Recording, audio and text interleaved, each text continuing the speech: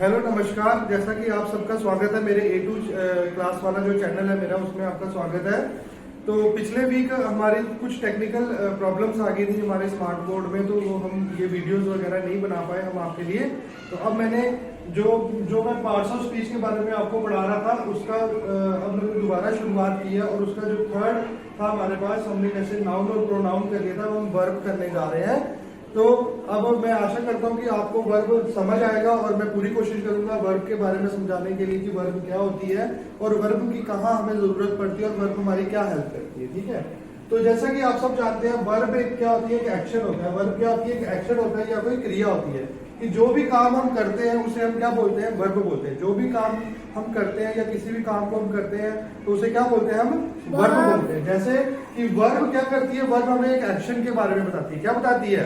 Action. Verb हमें एक action के बारे में बताती है, और स्टेट ऑफ बीइंग मतलब कि कहीं पे होने के बारे में भी बताती है। वर्ब हमें किसी एक्शन के बारे में भी बताती है, और हमारे को कहीं होने पे या किसी चीज के होने के बारे में भी बताती है। ठीक है, तो वर्ब किसी का एग्जिस्ट करना या किसी का प्रेजेंट होना, उसके बारे में भी हमें बताता है। और मेनली जो हमारी वर्ब है उसकी 3 टाइप्स होती है। कितनी टाइप्स होती है? 3 टाइप्स होती है। और जो वो 3 टाइप्स है वो दो मतलब कि मेन वर्ब में डिवाइडेड है। तो हमारी पहली होती है एक्शन वर्ब, और जो दूसरी होती है हेल्पिंग वर्ब। पहली कौन सी होती है?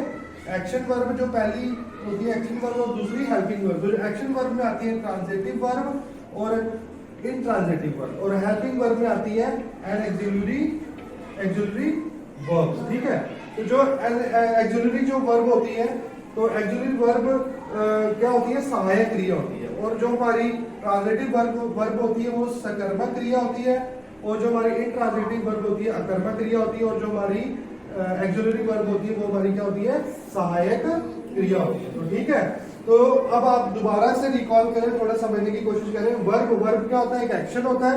वर्ब क्या होता है? एक एक्शन होता है। और वर्ब होता है स्टेट ऑफ बीइंग, कि किसी चीज का वहां होना, प्रेजेंट होना, एग्जिस्ट करना, उसे भी हम क्या कहते हैं, वर्ब कहते हैं।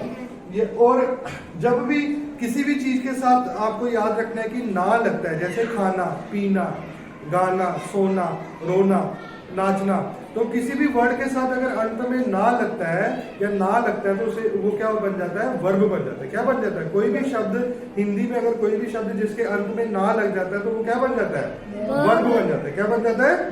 वर्ब बन जाता है। ठीक है, तो हमारे पास काइंड्स ऑफ वर्ब है। तो वो काइंड्स ऑफ वर्ब हमारी दो कैटेगरी में डिवाइड है, एक्शन वर्ब और हेल्पिंग वर्ब में। एक्शन वर्ब में कौन सी वर्ब आती है? ट्रांजिटिव वर्ब और इंट्रांजिटिव वर्ब। और जो हमारी हेल्पिंग वर्ब है उसमें एक्सिलरी वर्ब। और जो हमारी ट्रांजिटिव वर्ब है उसमें सकर्मक क्रिया होती है, और जो हमारी इंट्रांजिटिव वर्ब है उसमें उसको अकर्मक क्रिया बोलते हैं, और जो हमारी एक्सिलरी वर्ब है उन्हें सहायक क्रिया बोलते हैं। ठीक है, तो जब भी हम देखो कि मैंने आपको एक फार्मूला बताया था, मैंने आपको कि कोई भी सेंटेंस लिखना है तो हमारे पास क्या होता है, subject plus verb plus object. ठीक है, तो ये जो हमारा बीच वाला पार्ट है हम इसके बारे में पढ़ रहे हैं। किसके बारे में पढ़ रहे हैं? ये जो हमारा वर्ब। ठीक है, तो आपको पता है अगर मैं वर्ब को यहाँ से काट दूं तो क्या ये सेंटेंस कंप्लीट होगा? नहीं होगा ना।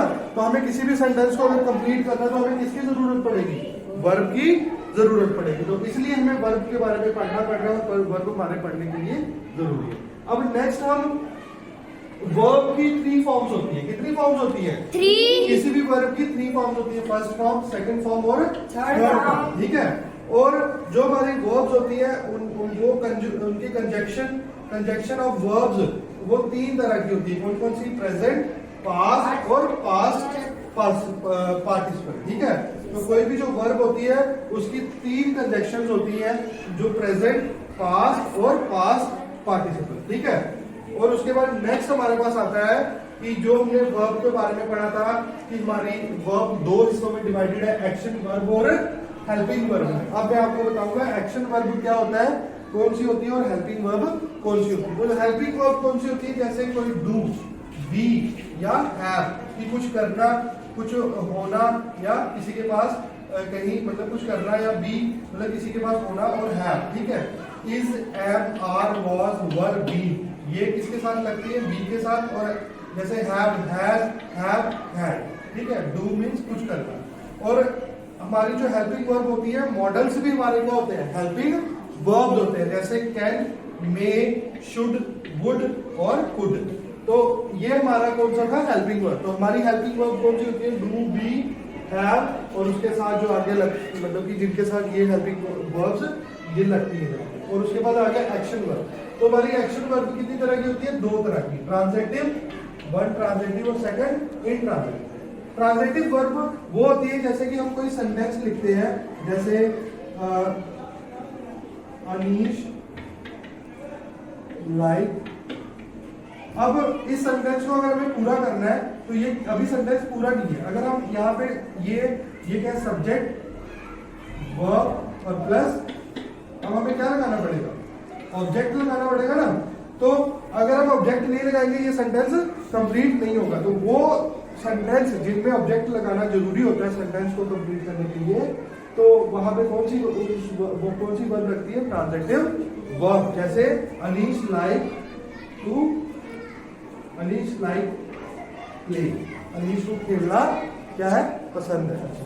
और ये जो इनट्रांजिटिव वर्ब होती है, तो ये वर्ब वो वर्ब होती है जिनमें ऑब्जेक्ट की कोई जरूरत नहीं होती। ऐसे सेंटेंस जिनमें हमें ऑब्जेक्ट की कोई भी जरूरत नहीं होती, वो मतलब अपने आप में ही क्या होती है, कंप्लीट होती है। तो आशा करता हूं कि आपको ये वर्ब के बारे में समझ आया होगा और मैं नेक्स्ट वीडियो में और अच्छे से एक्सप्लेन करने की कोशिश करूंगा। तो थैंक यू, और मेरी वीडियो को लाइक करें और शेयर करें।